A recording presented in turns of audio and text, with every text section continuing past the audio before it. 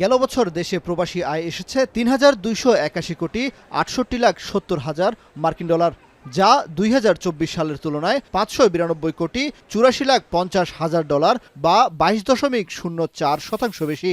এই ধারাবাহিকতা ধরে রাখতে সরকারি পদক্ষেপের অংশ হিসেবে সর্বোচ্চ রেমিটেন্স পাঠানো প্রবাসীদের যাচাই বাছাইয়ের মাধ্যমে দেওয়া হচ্ছে বাণিজ্যিক গুরুত্বপূর্ণ ব্যক্তি সিআইপির স্বীকৃতি।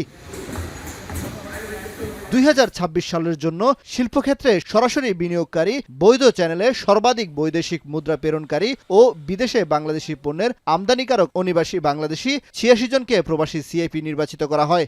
নির্বাচিত সিআইপিদের সফলতার গল্প শোনার লক্ষ্যে আবুধাবি বাংলাদেশ দূতাবাস আয়োজন করে মিট দ্য সিআইপি শীর্ষক অনুষ্ঠান, যেখানে সিআইপিরা তুলে ধরেন তাদের প্রবাস জীবনের নানা গল্প ও প্রতিবন্ধকতার বাস্তব চিত্র। তবে স্বীকৃতি পাওয়া প্রবাসীদের অভিযোগ, রাষ্ট্র তাদের সম্মানিত করলেও সম্মাননা প্রদান প্রক্রিয়ায় তারা অসম্মানিত হন। দেশের বিভিন্ন সেক্টরে প্রবাসীদের হয়রানি ও লাঞ্ছনার বিষয় সহ ভিসা সংকট, মরদেহ পাঠানোর খরচ, পোস্টাল ব্যালট, এয়ারপোর্টে হয়রানির কথাও তুলে ধরেন তারা।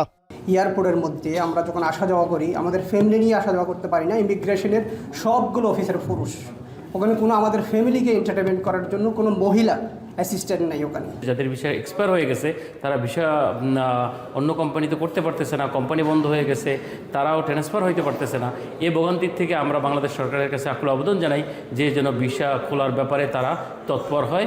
বৈধ পথে রেমিটেন্স পাঠাতে আরও সক্রিয় অবস্থান ও বর্তমান প্রেক্ষাপটে কমিউনিটি গঠনে সিআইপিদের ভূমিকা রাখার অনুরোধ জানান মিশন প্রধান। সিআইপিরা বিভিন্নভাবে বাংলাদেশের ইকোনমিতে ভূমিকা রাখছে এবং তাদেরকে যদি আমরা একটা প্ল্যাটফর্মে নিয়ে আসতে পারি এবং আমরা আমাদের আইডিয়া অনুযায়ী, আমাদের প্রায়োরিটি অনুযায়ী আমরা বিভিন্ন প্রজেক্ট ইনিশিয়েট করতে পারি এবং তাদের সহায়তায় আমরা সেটা চেষ্টা করি, তাহলে এটা একটা ভালো উদ্যোগ হবে।